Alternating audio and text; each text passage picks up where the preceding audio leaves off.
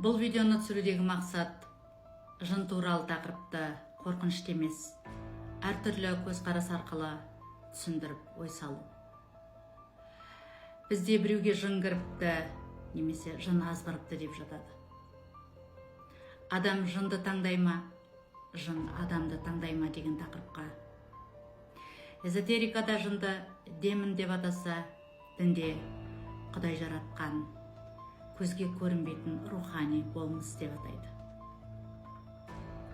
Дінде жын адамға ықпал етуі мүмкін деп айтылған. Ал эзотерикада оны адамның ішкі әлемімен байланысты тылсым құбылыс ретінде түсіндіріледі.